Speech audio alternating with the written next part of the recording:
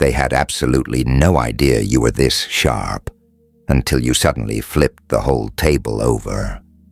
You're quite the architect of chaos. There are whispered warnings about you circulating in rooms you've never even entered. Okay, sunshine, stay with me for a second, because what I'm about to tell you is going to land like a sucker punch wrapped in silk, and I need you to actually let it sink in instead of swiping past it like you swipe past everything else these days. So, somebody out there had to learn the hard way. And oh, what a lesson. They underestimated you, not just your intelligence. That'd be forgivable. But everything, every peculiar, perfectly sharpened piece of what makes you, you. All the storms you've walked through barefoot, all the abilities you quietly sharpened in the dark without so much as a press release. And if they could have peeked behind that curtain before they came at you. Most of them, would have simply walked away. Quietly. Quickly. But no. They assumed they were the smartest person in the room. A room, by the way, you'd already mapped out. They saw you looking calm, looking composed, looking like you had every thread neatly tied. And something in them, something small and bitter and desperate, thought, how dare they look that unbothered? So they tried. They tried to prove they were better than you by pulling at your seams, by poking and prodding for some kind of leverage, some tiny crack. And now, today, this week, this very breath you're taking right now, they're sitting somewhere with that look on their face. You know the one. That beautiful, bewildered, wide-eyed, oh no look.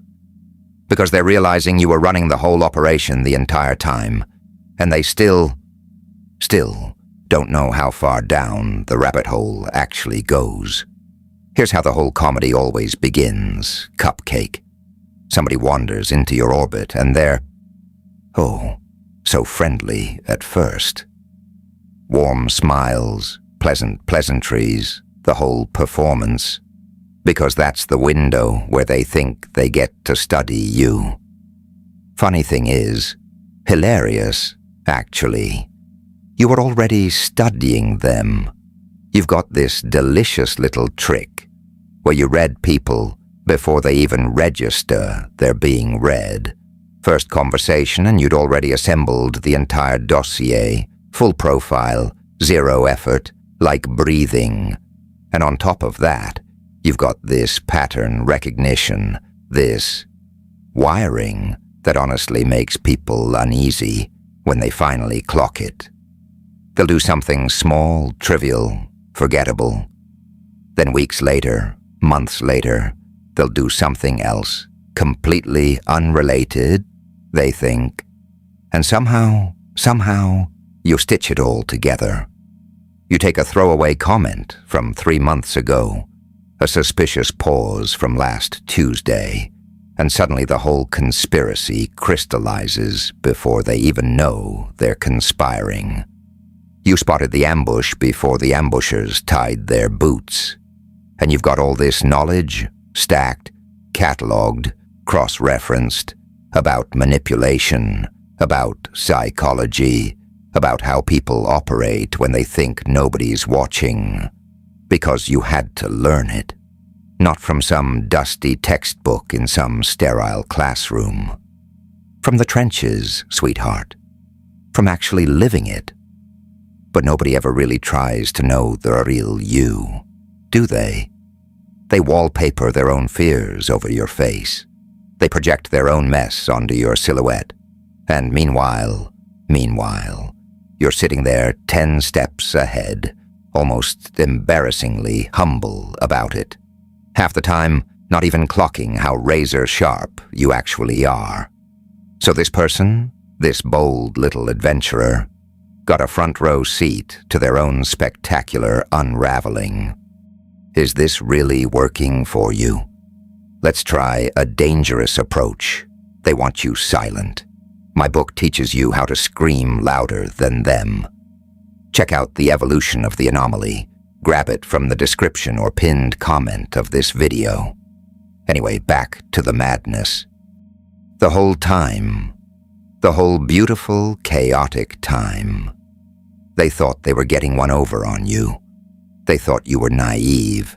They were giggling about you behind your back, whispering to other people, saying, "Oh, they have no idea.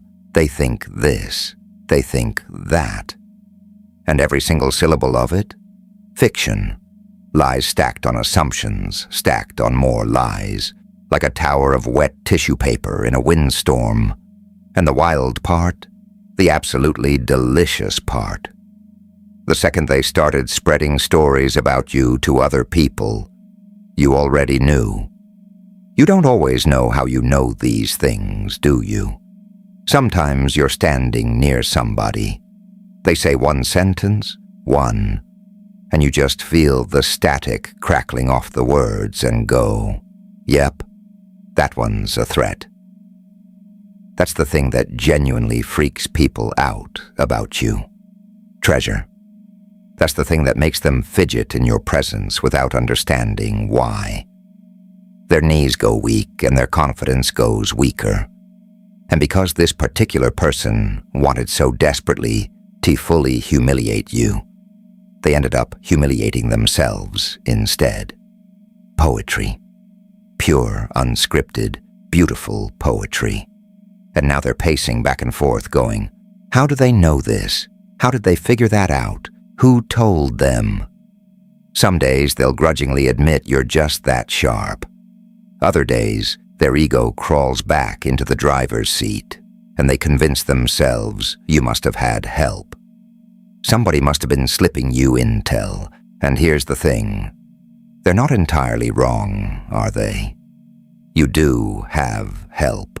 Ha ha ha. Call it intuition. Call it instinct.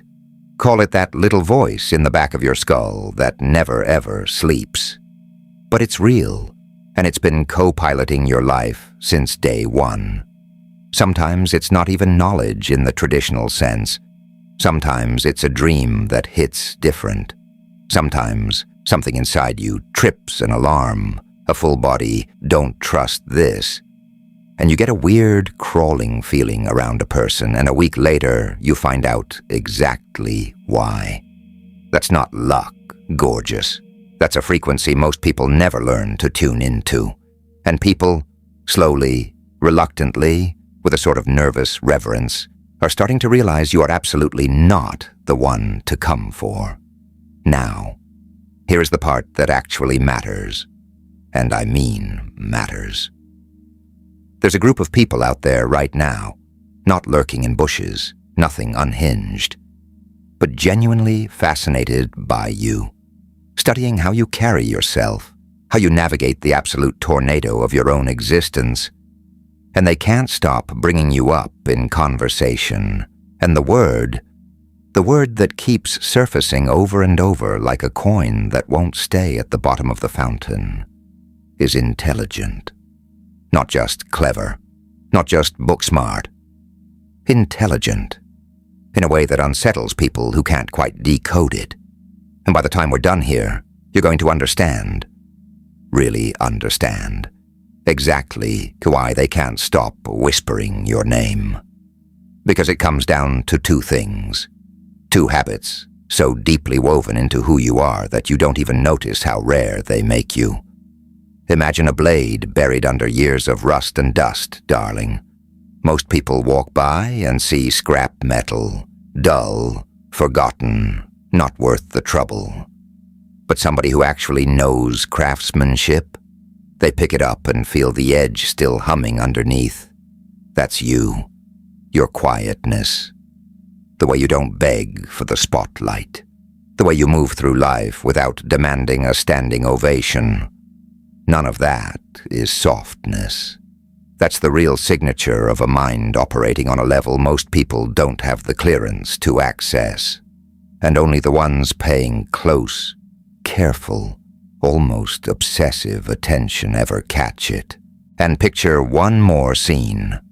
A room somewhere, or maybe less of a room and more of a frequency.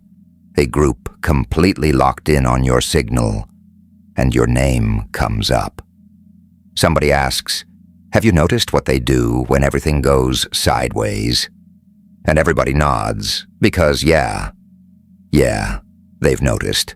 They've been watching you go through real things, not hypothetical inconveniences, not surface-level setbacks, the kind of chaos that actually rearranges a person's entire wiring. And instead of falling apart the way most people would, and I say that with zero judgment, because truly, most people absolutely would, you did something different. You handled it. You absorbed the hit, recalibrated, and kept moving. And that right there is the first thing that's got this whole group buzzing. Reason number 2, emotional intelligence. And I don't mean the motivational poster version of that phrase, the kind people embroider on throw pillows. I mean you actually understand emotions, yours and everyone else's in the vicinity. You read a room the second your shoe crosses the threshold.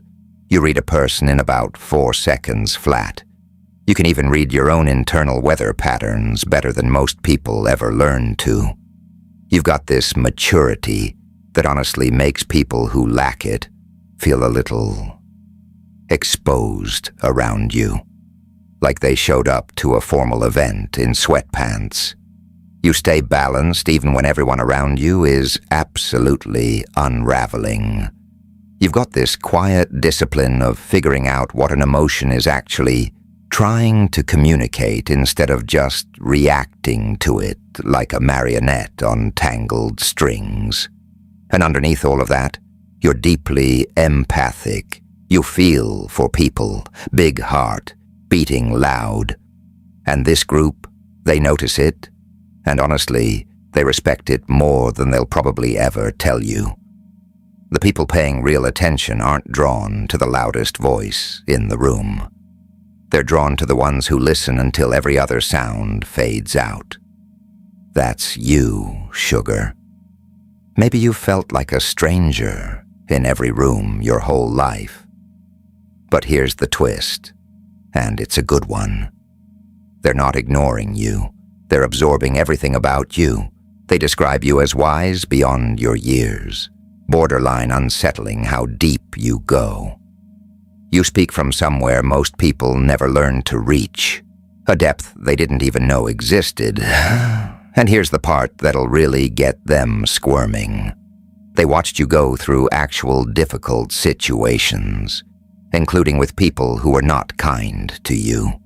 People who tried to provoke you, to diminish you, to knock you off your axis, and make you messy and reactive and desperate. And it didn't work. They threw everything they had at you and came up empty. And this group watched the whole performance unfold like a slow-motion demolition. Except you were the one still standing when the dust cleared. Everybody else was playing tic-tac-toe. You were conducting an entire symphony without even glancing at the sheet music. Your emotional intelligence let you see straight through every game, every trick, every little trap. You could see the whole battlefield even while you were standing right in the crossfire. Somebody specific, tried to mess with your self-image, tried to crawl inside your head and redecorate, convince you that you were less than you actually are. And instead of shrinking, you held on to a steady, immovable sense of your own worth. That's not luck. That's a fortress you built brick by brick, on purpose over time, with bruised knuckles and no blueprint. And this group noticed you never let yourself get pulled down to their level, never turned vindictive, never turned destructive, even when any reasonable person would have said you were completely justified in doing exactly that. Some of what you walked through, Petal, that would have shattered plenty of people. would have sent them spiraling into a collapse so heavy you could feel it from 3 zip codes away. But this group watched you take a step back and look at your own situation from a higher vantage point instead. You let yourself feel things, fully, honestly, without letting those feelings hijack the steering wheel. You stayed present enough to actually navigate the wreckage instead of drowning in it. There's a specific energy you give off, a quiet intensity that makes people in the know very, very curious about your next move. That's rare starlight. That's the kind of thing that makes a room go dead silent and everyone collectively think, wait, how are they going to handle this one? Because your calm isn't accidental. It's engineered, whether you realize it or not. There's also this sense, this palpable, unmistakable sense, that you went through a full metamorphosis. An older version of you had to dissolve, fully, completely, no trace. So a stronger, more honest version could step into the light. You walked through the inferno and came out the other side, loving yourself more, not less. Which is the exact opposite of what a lot of people expected, and maybe the exact opposite of what certain people were banking on. Because here's the uncomfortable truth: nobody volunteers love. Some people don't wound you by accident. Sometimes people actively try to muffle your signal because your frequency was drowning out theirs. Your growth was threatening. Yeah, it was a whole problem for them. And when that scheme backfires completely, when you emerge more yourself, more grounded, more luminous than you were before, that's what this group keeps calling stunning. Absolutely stunning. I'll be straight with you. Most people can't sit with what you do because it forces them to look at their own reflection. And they really, really don't want to see what's staring back. What you're doing isn't overthinking. To the trained eye, it's high-level pattern recognition, dressed in casual clothes.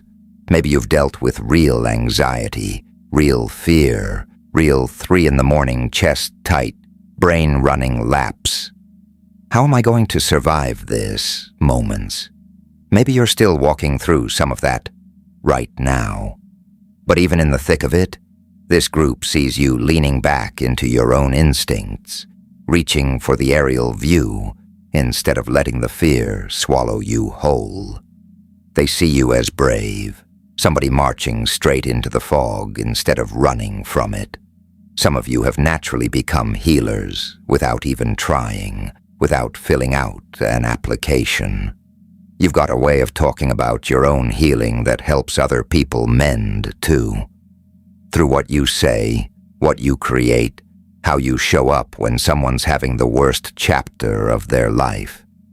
You might already be a guide for people without needing a title or a certificate or anybody's permission. And that's part of why this group respects you so deeply. You took your pain and turned it into something useful, a tool, a gift, instead of just something heavy you drag behind you. And number 2, yeah, the one that really seals the whole thing shut. Because emotional intelligence alone, that's a serious weapon. But what really has this group captivated is that you pair it with practical intelligence. You're not just floating around in your feelings like a balloon with no string. You take action. You make sensible, clear-headed decisions. And there's some kind of rare combination at work. Deeply intuitive and completely grounded. If you only had the intuitive side, people might have dismissed you. But you're not scattered. You're not chaotic. You take what your gut whispers, what your instincts scream, and you construct something real with it. That combination, that exact, specific combination, is why this group keeps calling you intelligent. Not just sensitive, intelligent. And there's another thing worth mentioning, Firefly. Think about how much of your life you spend reading a room before you even set foot in it, calculating what's safe to say, safe to want, safe to feel out loud. That takes real intelligence. Most people don't even notice they're doing it. You do. Some part of you has been aware the entire time, managing everybody else's comfort while quietly shelving your own needs, like their last season's inventory. And this group has noticed that pattern too. Instead of judging you for it, they see exactly what it cost you, and exactly how strong you had to be to keep showing up kind while carrying all of that underneath like a second skeleton. They've noticed something else too. You're persistent, genuinely, remarkably, almost stubbornly persistent. You've dealt with people who kept coming at you, kept trying to break you down, kept trying to provoke some kind of reaction, trying to prove they had leverage, they had control. And you didn't crumble. Every single time they tried, they walked away empty-handed. It only proved how solid you actually are. Think about it. If you were easy to topple, they wouldn't have needed so many attempts. The proof is in the repetition. The first 100 tries didn't land. That's not coincidence, Buttercup. That's your resilience showing up as hard data. And somewhere, sometime, something shifted in you. You stopped waiting for the outside world to hand you stability like a gift and you had to earn. You started manufacturing it yourself, from the inside out. And that right there, turned you into something like a lighthouse in your own life. Steady, visible, impossible to ignore. And people, of course they did, noticed. They're noticing that glow, too. Because that's just how it works. Get grounded, get calm, get sure of yourself, and you start attracting people and circumstances that match your new frequency. Cause and effect, beautiful. What you build on the inside eventually materializes on the outside. Always does. It's just a matter of when.